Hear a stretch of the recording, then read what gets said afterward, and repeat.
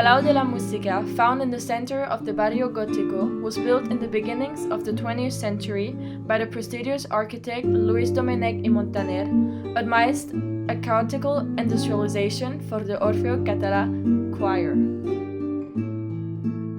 With the use of columns, arches, and combinations of glass, bricks, and pottery mosaics, Montaner achieves grand openings on both the inside and the outside.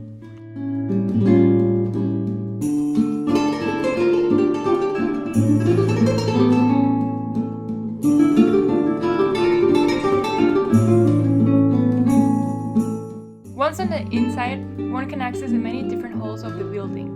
In the internal patio, the architect takes advantage of the stained glass and the position of the building to create a very luminous and open space. With the use of colorful mosaics, the architect achieves an aesthetic that simulates a garden within the city of Barcelona. Columns represent trees branching up from the capitals to the ceiling, emphasizing the idea of bringing nature inside cities that at that time were very unhealthy.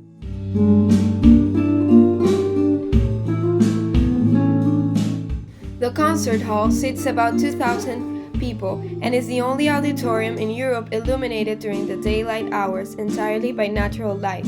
The walls on the two sides consist primarily of stained glass panels set in magnificent arches.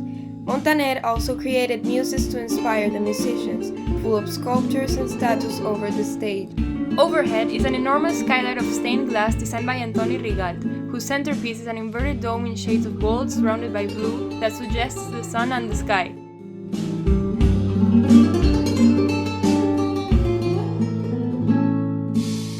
The architectural decoration in the concert hall is a masterpiece of creativity and imagination, yet everything has been carefully considered for its utility in the presentation of music.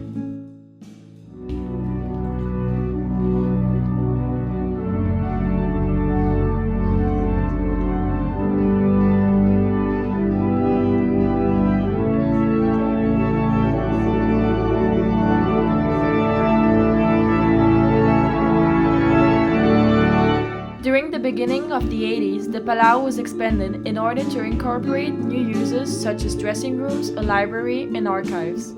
A glass facade supported by steel rods was constructed with the means of opening up the space without obstructing the view. Even though the same materials were used, the way in which they are arranged creates a new language that differentiates the expansion from Montaner's original work.